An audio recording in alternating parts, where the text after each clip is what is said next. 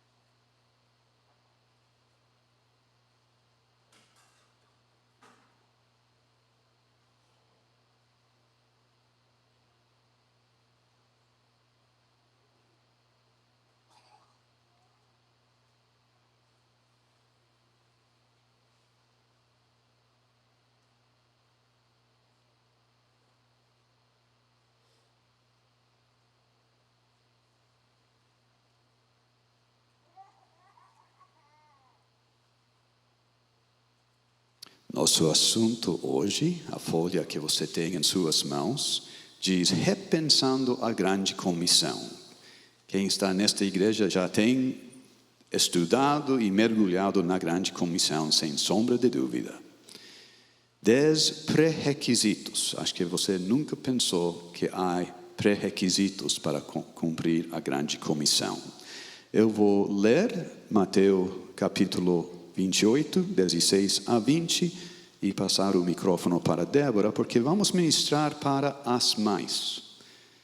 Vamos deixar você pegar carona se você não é mãe, mas vamos ministrar explicitamente estes 10 pré-requisitos para as mães. Mateus 28, 16 a 20.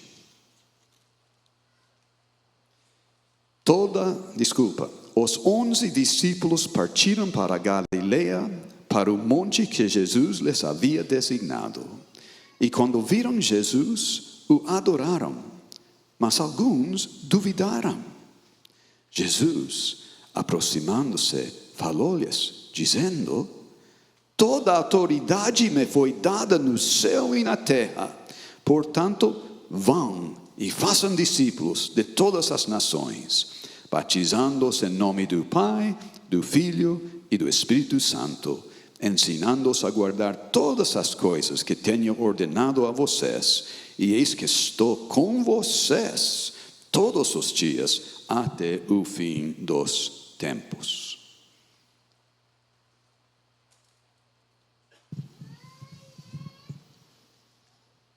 É um privilégio tão grande estar aqui com vocês. Vocês nem imaginam a alegria que sentimos em estar com vocês e conhecer essa igreja. O amor que está em toda parte de que temos experimentado nesses dias. Um privilégio muito grande. Como o Tércio disse, temos 4 filhos, aliás, temos um quinto, que ele não sabia que está com Deus desde neném. Então temos agora 2 filhos nos céus e 3 aqui na terra. Então, tenho um pouquinho de experiência como mãe.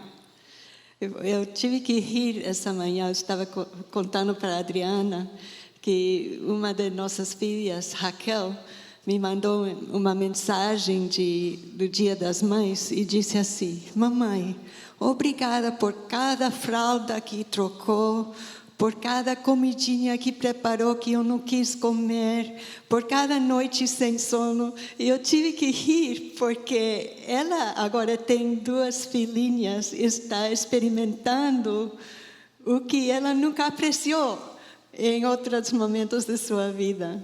Mas agora ela também sabe o que é ser mamãe de 2 preciosas vidas.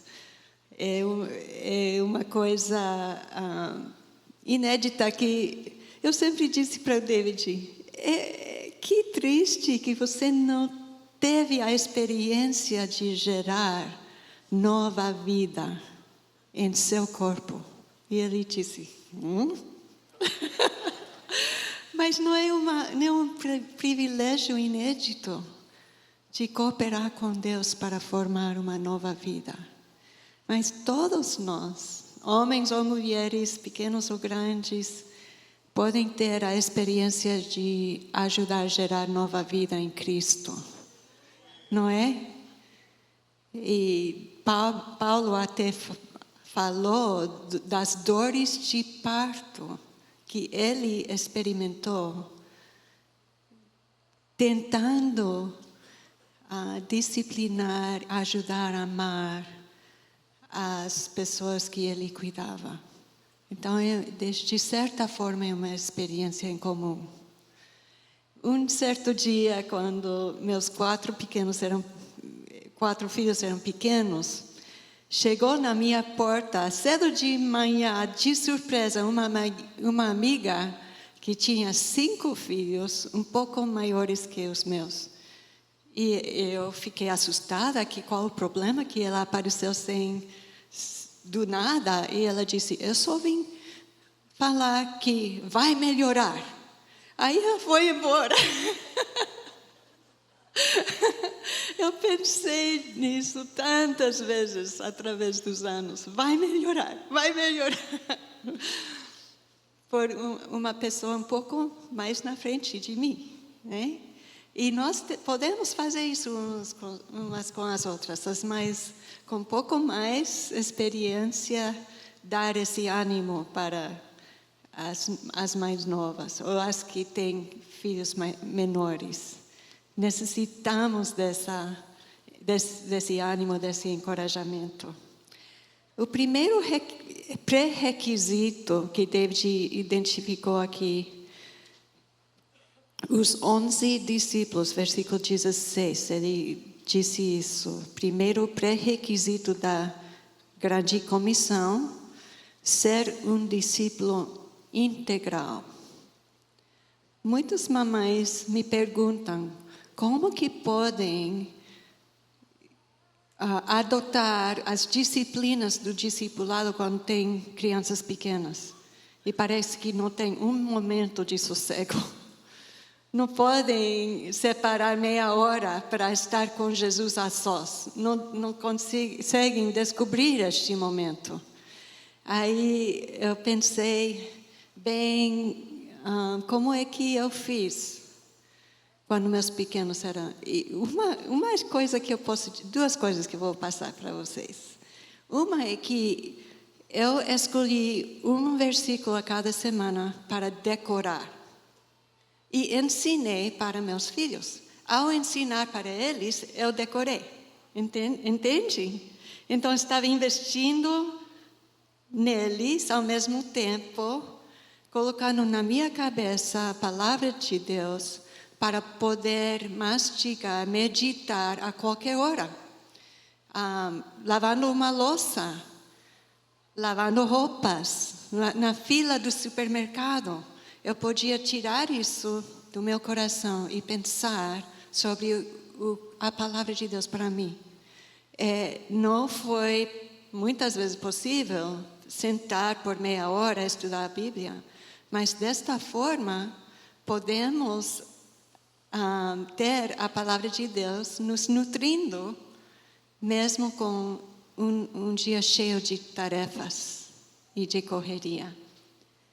A outra coisa foi um tempo devocional com meus filhos. Muitas vezes David estava viajando. Ele viajou sempre. Todos os anos que eu tive pequenos, era eu com meus filhos.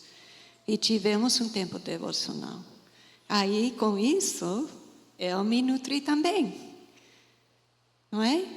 Então, podemos pegar momentos assim, durante o tempo que estamos tão preocupados com eles, para também crescer espiritualmente.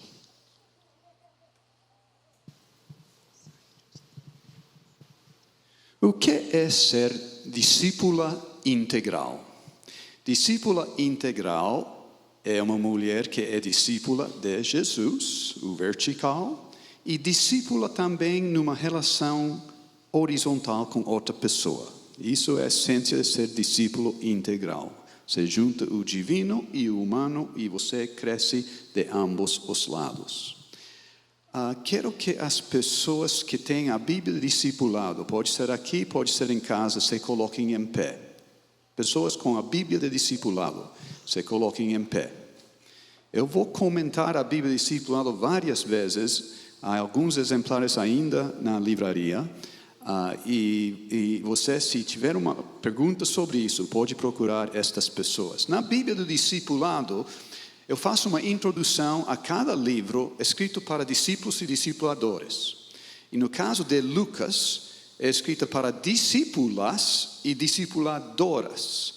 E há 21 vezes no Evangelho de Lucas, onde ele fala para um homem e fala para uma mulher. Ou ele cura uma mulher, ele cura um homem. Ou ele faz a lista dos 12 apóstolos por nome e a lista das mulheres que a seguiam por nome. 21 vezes. Jesus tinha plenamente a você, mulher, em mente, quando ele iniciou o discipulado. Quantos têm assistido The Chosen, os escolhidos? Levanta a mão. Chosen, os escolhidos. Vai atrás, pelo amor de Deus. Uma das coisas que me encanta é a simplicidade de Jesus, e uma das outras coisas que me encanta é as mulheres. É incrível como que eles colocam as mulheres que andavam com Jesus, que seguiam a Jesus, que foram ministradas por Jesus, a esposa do Pedro. É absolutamente incrível. Você vai crescer como discípula e discipuladora assistindo essa série. Segundo lugar, segundo pré-requisito, foram para Galileia, para o monte onde Jesus les indicara. Segundo pré-requisito, ter encontros divinos como estilo de vida. Neste momento vou destacar 2 chaves para a sua vida devocional, mudar de ser estudo bíblico para ser encontros divinos. Eu comecei a fazer essa mudança faz 8 anos, por mais de 50 anos, eu estudava a Bíblia fielmente em meu tempo devocional. Mas faz 8 anos parei de estudar fielmente a Bíblia para fazer um encontro com Jesus. E Jesus então me levando a sua palavra das mais diversas formas. Primeira chave, há 8 no manual de nosso encontro destes últimos dias. Eu vou comentar as primeiras 2 chaves. Primeira chave, faça perguntas. Faça perguntas a Deus. E deixa Deus fazer perguntas para você. Todo verdadeiro discípula, toda verdadeira discipuladora faz perguntas. Na medida que você não faz perguntas de Deus, você nem é discípula verdadeira, integral. Segunda chave, quando você faz perguntas, entra em silêncio para ouvir. A maioria das vezes que não ouvimos a Deus é porque não paramos para realmente dar um tempo para Ele falar e nós registrar o que estamos ouvindo. 2 grandes chaves quanto ao segundo pré-requisito de ser pessoas que têm encontros divinos como estilo de vida. Terceiro, quando ouviram, o adoraram. Terceiro pré-requisito, adoração ser cristocêntrico.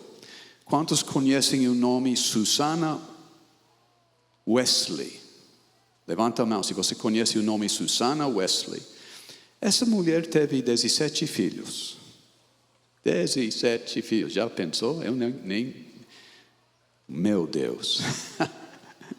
Um se chama John Wesley, outro se chama Charles Wesley, e foram os líderes de grandes avivamentos em seu tempo.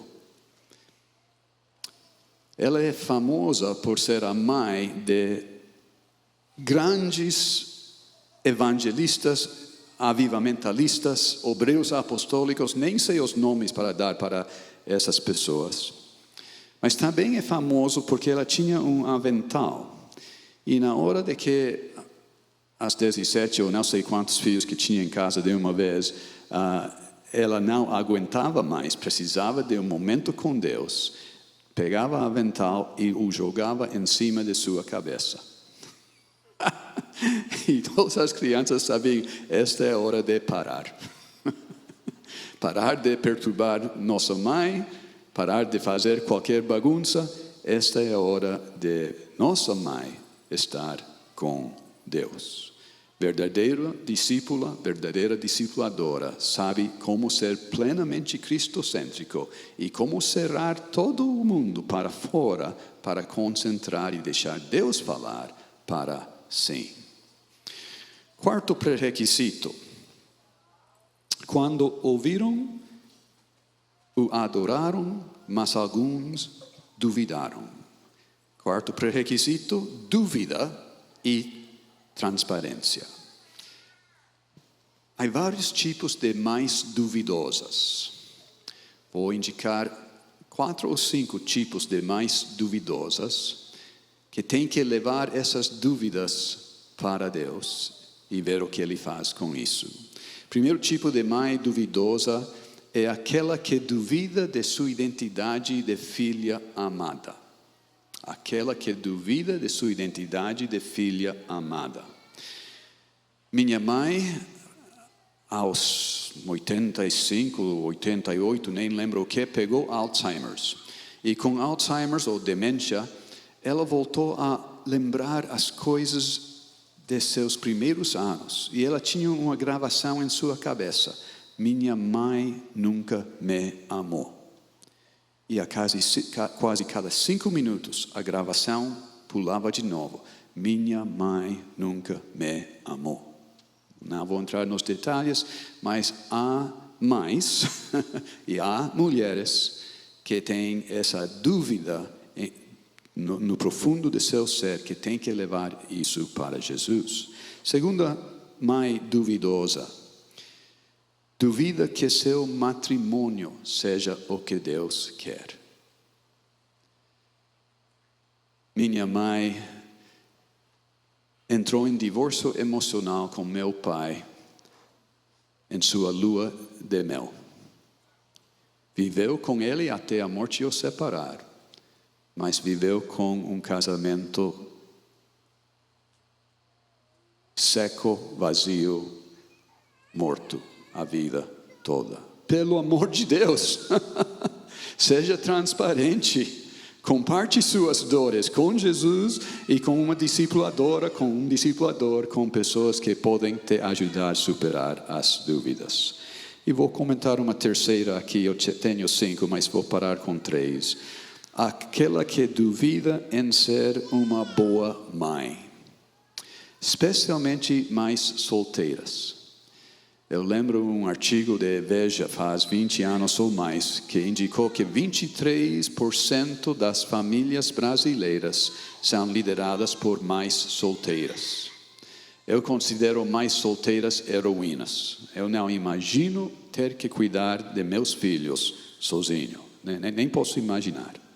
Mas se você é mãe solteira, ou você duvida de ser o tipo de mãe que Deus quer, fale com Deus, fale com outros, que você possa ser restaurada, recuperada e superar essas dúvidas. Débora?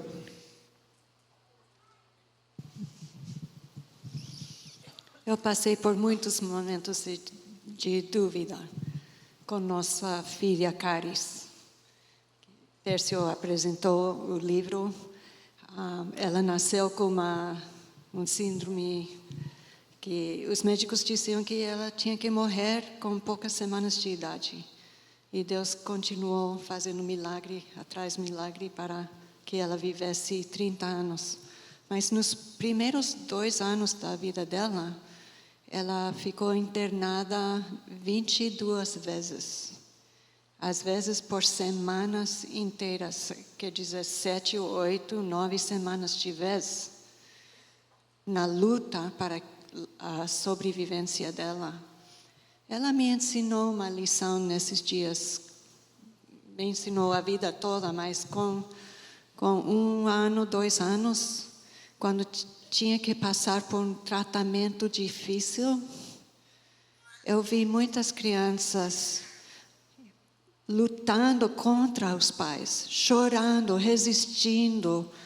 E creio que para eles o sofrimento foi maior, porque não se permitiam ter o consolo dos pais.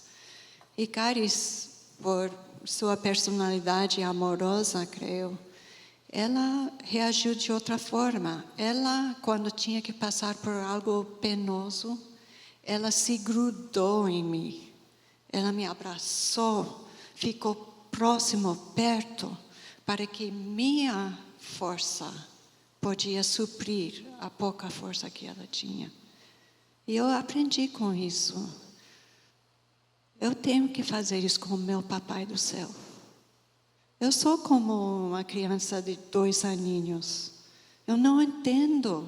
Eu não tenho capacidade de entender por que eu tenho que passar por certas coisas. Igual Caris, com 2 aninhos, não sabia por quê que ela tinha que ficar internada e passar por cirurgias e tantas coisas. Eu não tinha capacidade de entender por que os médicos fizeram isso com ela.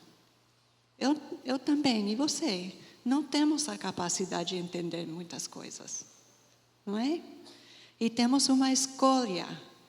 Podemos reagir contra nosso Pai do céu e cobrar dele o que nós estamos passando, ou então podemos, como Caris, nos segurar no abraço de nosso Pai, mesmo não entendendo o porquê das coisas. Quero deixar essa imagem com vocês. Quando estão passando por esses momentos difíceis que geram dúvidas quanto à natureza de nosso Pai, para dizer, Ele nos ama absolutamente, completamente, dia e noite, independente de nossos problemas, nossas lutas. Ele está aí para nos abraçar, para nos dar forças, para chorar junto conosco quando a vida é difícil. Não esconde suas dúvidas, são normais. Quem não vai sentir dúvidas quando passa por essas coisas? Os papais de Pedrinho devem estar nesse momento com perguntas nas suas cabeças. Por que ele tem que passar por isso? Mas o segredo não é afastar-se de Deus e da comunidade, mas aproximar-se, aproveitar do amor de nosso Pai. Amém?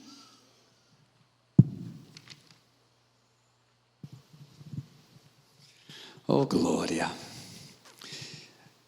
Não conheço outra pessoa pessoalmente que sofreu mais que a Caris. Seus intestinos não funcionaram desde o nascimento, deveria haver morta. Foi curada por Deus, mas não curada plenamente. Não conheço ninguém que sofreu mais que a Caris, eu pessoalmente. Mas não conheço pessoa mais gloriosa do que a Caris. Porque seus leves e momentâneos sofrimentos não dá para comparar com o peso de glória que Deus deu para ela. Este livro está cheio disso, porque Débora descobriu que desde os 9 anos, Caris fez um diário espiritual, até uma semana antes de morrer. E Débora foi pegando esses diários e colocando a vida da Caris no livro e a vida dela como a cuidadora de uma menina com doença crônica. Uma breve ilustração de tantas. Correu por toda a sala de espera onde estavam 40 pessoas esperando a chegada do cirurgião de transplante de intestino, dizendo: ele está mal, está com raiva. Não sei se perdeu um paciente, não sei o que, mas comporta-se de todo jeito porque ele está mal. Era um árabe muçulmano forte e grande.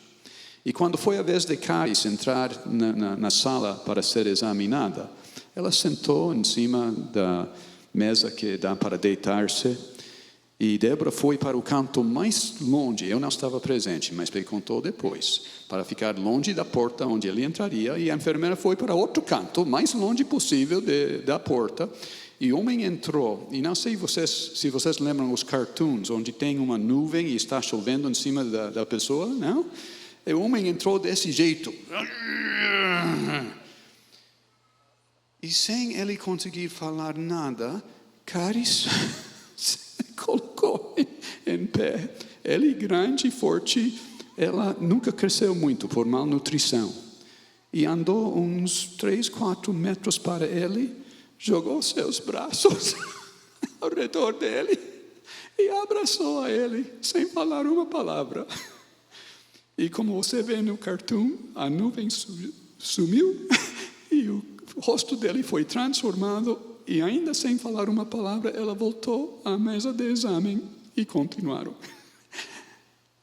Sofrimentos não podem ser comparados com a glória que Deus quer nos dar.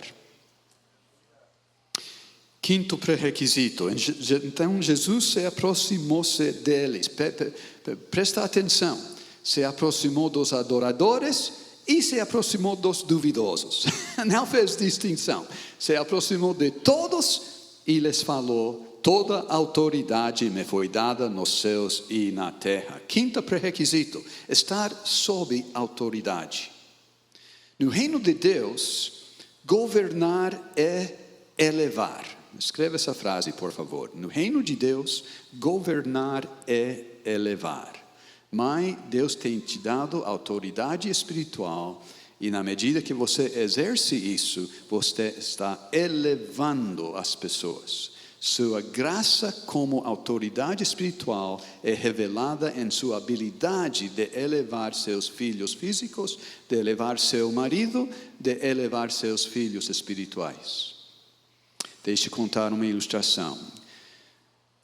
Aos 20 anos, estava fazendo um mestrado na Universidade de Chicago, tinha um companheiro de oração, e cada terça-feira oramos por 1 hora, compartilhando muito pouco para realmente dedicar-nos a orar.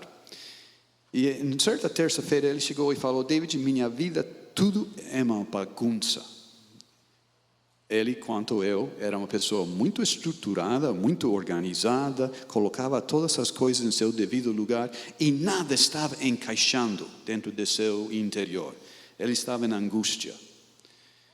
Deus nos revelou na oração que ele deveria ir e submeter-se a nosso pastor batista. Estávamos numa igreja batista e o pastor era mais jovem do que ele e tinha uma autoimagem muito baixa. E tinha muita dificuldade de liderar pessoas com personalidade forte, como meu companheiro de oração e como a minha pessoa. Próxima terça-feira ele chega, ele diz: você não imagina o que aconteceu. Fui falar com ele essa noite, terça-feira à noite, 8 horas da noite. 3 coisas aconteceram. O pastor se derretou em lágrimas, porque ninguém estava afirmando a ele como pastor. Dentro de mim, tudo se encaixou perfeitamente nessa hora. E eu saí transformado.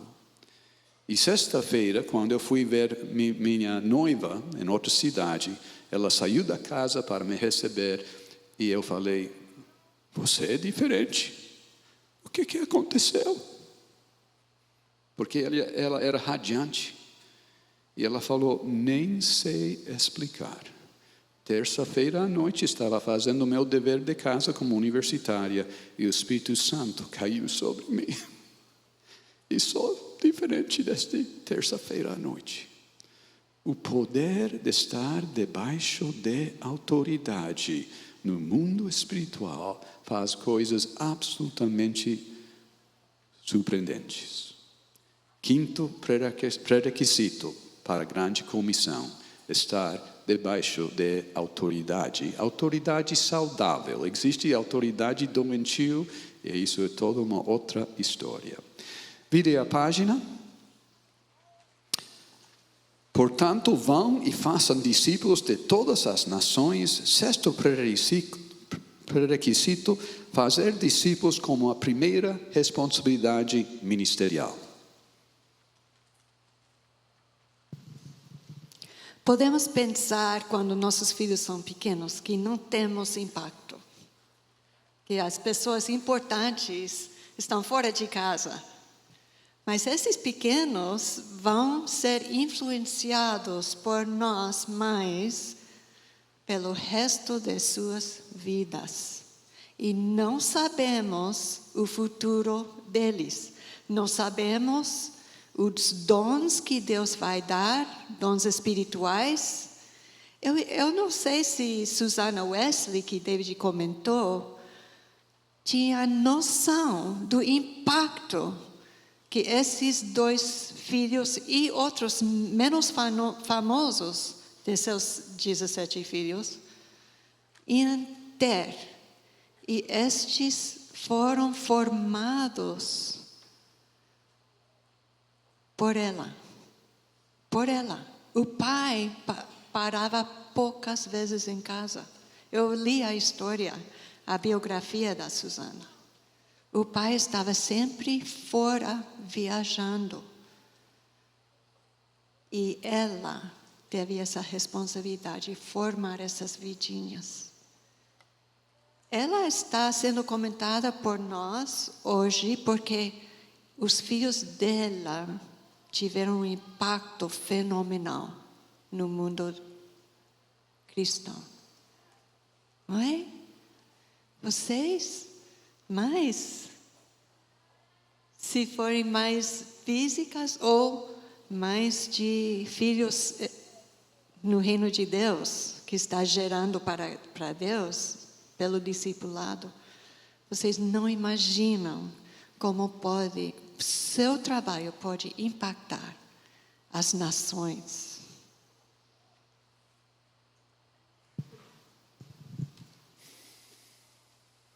Fazer discípulos como a primeira responsabilidade ministerial. Mãe, você vai se surpreender com isto. Seu primeiro discípulo, se você é casada, deve ser seu marido. Já pensou? Tenho falado nestes últimos dias da figura do infinito, explicando a palavra Ezer no Antigo Testamento. E o marido está aqui e desce para elevar sua esposa e entronizar ela, e ela, na medida que cresce em seu pleno potencial, acaba entregando sua vida a favor de seu marido, e de forma infinita e gloriosa, os dois fazem essa dança de elevar um ao outro. Seu primeiro discípulo é seu marido. Seus segundos discípulos, os filhos físicos. Terceiros discípulos, os filhos espirituais. Esse é seu primeiro chamado. Começa em casa e vai ultrapassando a casa, mas à luz da eternidade é isso que vai marcar a história eterna. Sétimo pré-requisito, batizando-os. Batismo como entrada na igreja, integração. Você está aqui, glória a Deus. E que a igreja seja o lugar onde você encontra vida e integra a sua vida e sua família se integra. Nós tivemos uma incrível bênção. Eu falei para a equipe CEPAL depois de 4 anos no Brasil e voltando para os Estados Unidos por 3 meses de visitar os apoiadores, eu quero na volta encontrar uma igreja referencial e realmente mergulhar fundo para que essa igreja seja uma igreja faro para todo mundo. E aqui Paulo falou, não faça isso. Você não precisa fazer isso. Você já tem pastores de referência que estão mostrando o que você está passando para eles. O que você precisa é uma igreja para a sua família. E Deus acabou nos dando uma igreja batista a 4 quarteirões de nossa casa. A proximidade física é absolutamente incrível quanto à formação de raízes e comunidade. Nós indo para a igreja, eu poderia ficar o tempo que eu queria, ou Débora poderia, ou nossos filhos poderiam, qualquer um, e voltar para casa na hora que terminássemos qualquer coisa que Deus estava fazendo. Então, eu lembro certa vez que um sobrinho meu veio para morar 1 ano conosco. E quarta-feira à noite, minhas filhas voltaram da igreja 9h30. Era muito tarde por ser dia escolar. E eu coloquei uma disciplina em cima delas por ficar demasiado tempo na igreja. E meu sobrinho olhou para mim e falou, ninguém nunca faz isso. Ninguém nunca joga uma disciplina por ficar demasiado tempo na igreja. Mas integrar-se na igreja, o corpo de Cristo, nossos filhos tendo seus próprios grupos familiares, nós tendo um período onde estávamos no mesmo grupo familiar, pais de adolescentes com adolescentes. Eu lembro certa vez que o casal que hospedava, a esposa falou, Sérgio quer dizer algo, porque ele não está nada bem. E Sérgio comentou que não estava nada bem. E quando ele terminou de comentar, sua esposa tomou a palavra de novo e falou, e ele está prestes de sair da igreja e parar de andar com Jesus. Isso é uma esposa Ezer. Isso é uma esposa que cuida de seu marido. Chamamos o casal para sentar em 2 cadeiras, fizemos um círculo ao redor deles, entramos em silêncio para ouvir a Deus. E a pessoa que quebrou o silêncio foi minha filha Raquel, dizendo, nada os separará do amor de Cristo. Seja perseguição, e foi lendo esses versículos de Romanos 8. 13 anos. Saindo, andando para casa, porque era 3 quarteirões de nossa casa, andando de mãos dadas com ela, ela me falou, papi, o que eu fiz? O que aconteceu? Eu falei, Deus te deu uma palavra profética. Uau! Integrados na igreja, deixando os dons espirituais fluir em nossas vidas. Número 8, oitavo pré-requisito, entender que o batismo não é tanto um evento, quanto uma imersão em um novo estilo de vida, vivendo na identidade do Pai, do Filho e do Espírito Santo. Uau! Que mudança de paradigma!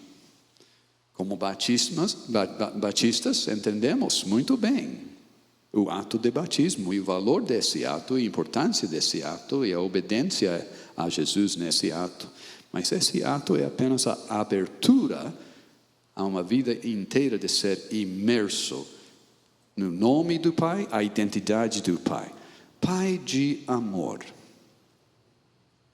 A maioria de nós falta alguma base em nossas vidas quanto ao amor fundamental. E precisamos resolver isso para que possamos plenamente celebrar e abraçar a Deus como Pai. Identidade de filho. A maioria de pastores e líderes tem uma teologia de filho e uma identidade de servo. Performance, ter que produzir, ter que agradar e não realmente sentir de forma profunda e plena, eu sou seu filhinho amado. em quem Ele tem grande prazer. Quando eu começo o meu tempo devocional, eu faço no meu laptop agora faz uns 5, 6 anos, eu escrevo algo parecido a este. Bom dia, Jesus, amor de minha vida, luz de minha vida, paixão de minha vida. E ali eu troco para vermelho, igual a Bíblia com letra roxa, que são as palavras de Jesus.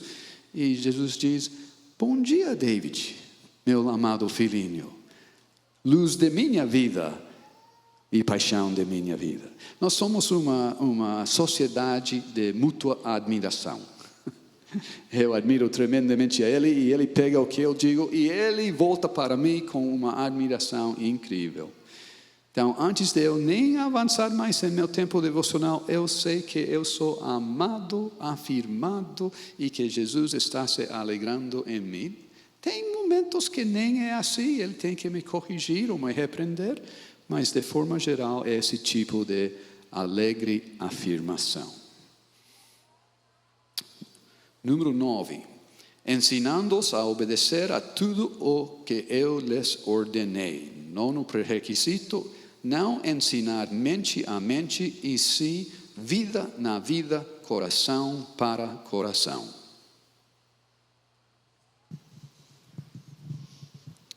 Acho que a segunda mais importante responsabilidade que temos como mães, seja mais físicos ou mais espirituais, é ensinar nossos filhos a obedecer. A primeira responsabilidade é ensiná-los que são muito profundamente amados. É a primeira. E isso é mais importante que qualquer outra coisa. Mas, em segundo lugar, temos que ensinar nossos filhos a obedecer.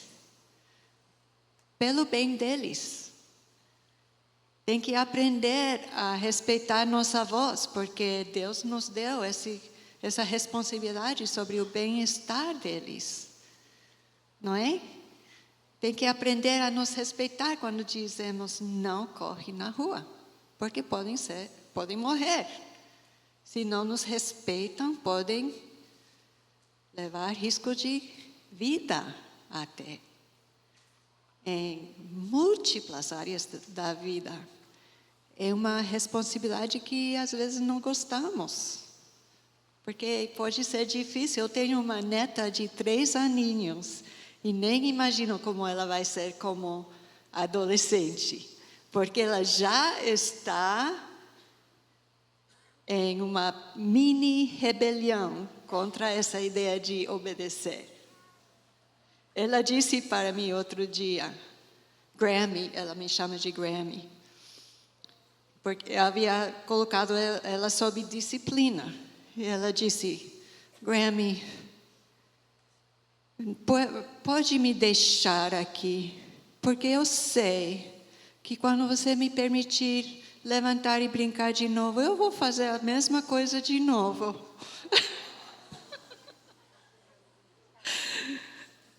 Pode me deixar, porque assim vai ficar mais fácil para você, Grammy. E não foi outra, quando liberei ela, logo estava mexendo de novo no que não deveria. Sabe o que ela fez? Ela pegou o esmalte da mamãe e começou a pintar com esmalte o que estava ao redor. E ela disse, mas a cor é tão bonita, eu creio que tudo deve ser pintado dessa cor. A mamãe dela, quando chegou do trabalho, não estava muito feliz, não. Temos que ensinar nossos queridos a obedecer. E é um desafio, porque como vão obedecer a Deus depois, se não aprendem a obedecer às autoridades próximas a elas, quando estão crescendo? Não temos tempo para entrar em detalhes sobre isso, Mas se você está tendo problemas para ensinar seus filhos a obedecerem, então procure ajuda. Não é uma tarefa fácil. Procure ajuda. Não é assunto de vergonha, não. Não, é só que precisamos ajudar uns aos outros. Estamos aqui no nono pré-requisito e eu quero que você escreva a frase o reino de ponta cabeça. Escreva essa frase, o reino de ponta cabeça. O que Débora acabou de ilustrar é a necessidade de ensinar a nossos filhos a obedecer. O reino de ponta cabeça é deixar nossos filhos nos ensinar como obedecer. Especialmente na medida que crescem.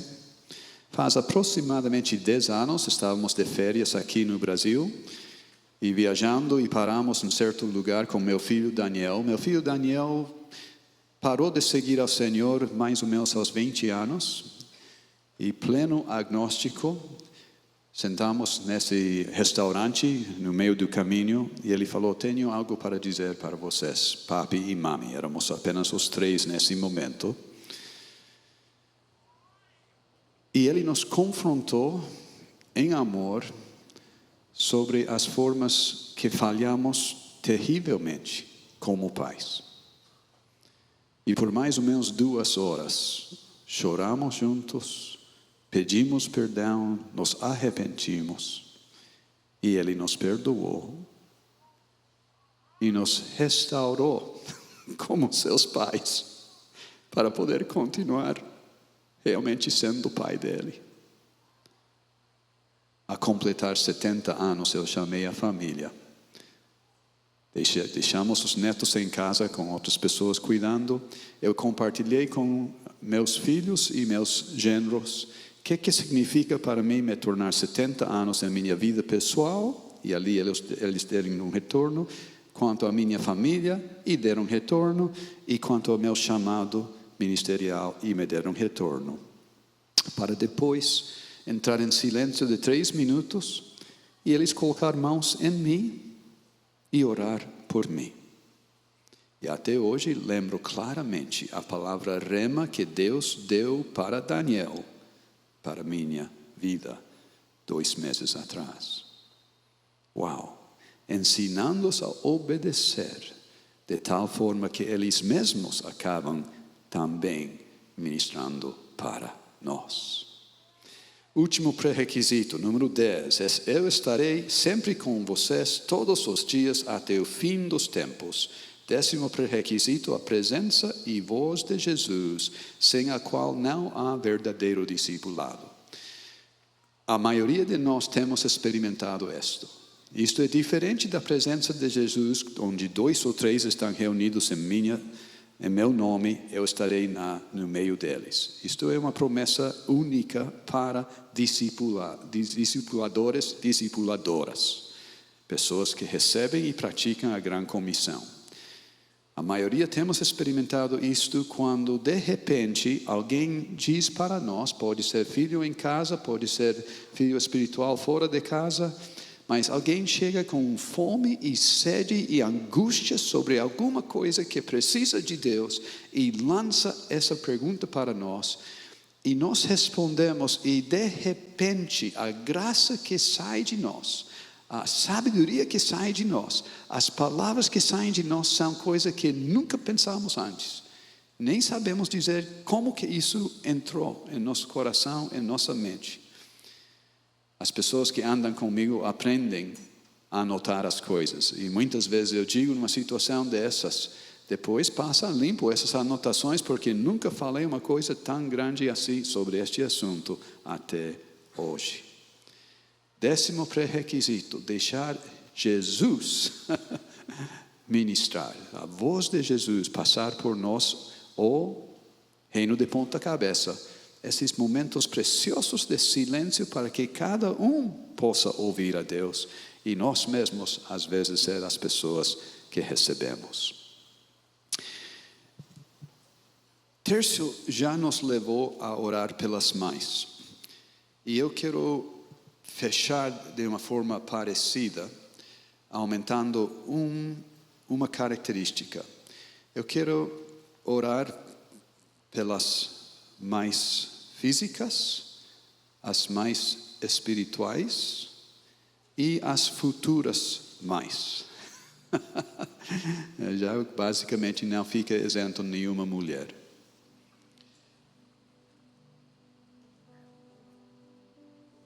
Mas quero orar de uma forma um pouco diferente do que já fizemos. Mulheres precisam profundamente de homens. Homens precisamos profundamente de mulheres. E eu quero pedir que as mulheres se colocam de joelhos e os homens chegam para elas e colocam suas mãos nelas. Mas temos que fazer isto de uma forma, mulher, se você está sozinha e não conectado a um homem, busque algum homem aqui. Nenhuma mulher sem conexão com algum homem pode sair de seu lugar, encontrar onde que há algum tio, algum líder de grupo familiar, algum amigo. Nenhuma mulher sozinha. Todos conectados ao corpo de Cristo. Todos conectados, neste caso específico, a algum homem. Homens conectados com as mulheres, mulheres conectadas com os homens. Cada homem também, ninguém sozinho. Vai, coloca sua mão em cima de uma mulher ou estende sua mão para uma mulher.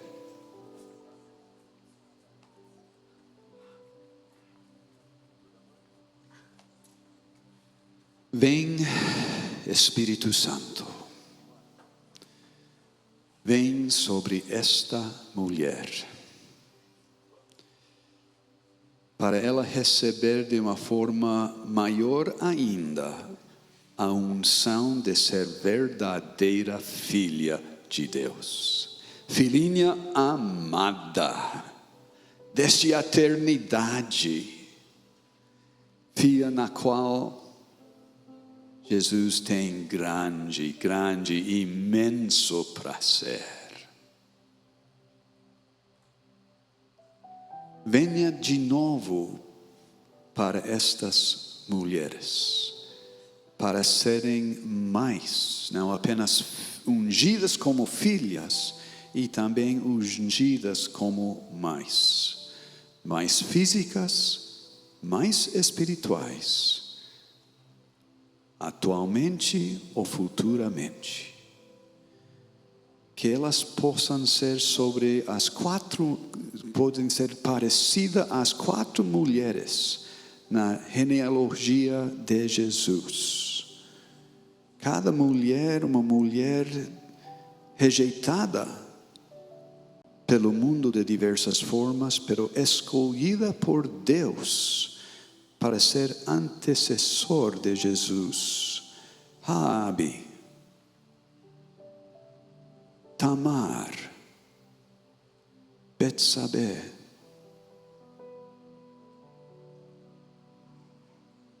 Ruth, Maria. Que estas mulheres possam ser parte dessa linhagem. Essa linhagem que vem agora de Jesus para nós aqui hoje. Mulheres que reproduzem filhas e filhos espirituais. Para continuar a multiplicação de geração em geração em geração. E finalmente, Pai, unge cada mulher quanto a ser mulher e quanto a viver seu pleno potencial, seu pleno chamado. Cada mulher aqui tem um chamado. Cada mulher aqui pode e deve dizer, junto com nosso amado Jesus: o Espírito do Senhor está sobre mim. Ele me ungiu para. E poder completar essa frase. Que tu levantes, Pai, um exército de mais espirituais. Estou pensando até de mais de 13, 14, 15 anos, como adolescentes, já serem mais espirituais para outros de 10, 11, 12 anos. Um exército de mulheres que cuidam de seus homens e que buscam ser cuidadas. Que mostram para o mundo a glória do casamento e de família saudável. Mulheres plenamente usadas em casa por ti, plenamente usadas no campo do trabalho, na vizinhança, agentes e embaixadores do reino, onde andam. Em nome de Jesus. Amém e amém e amém. Aleluia, aleluia, aleluia. Dê um abraço a essas pessoas preciosas.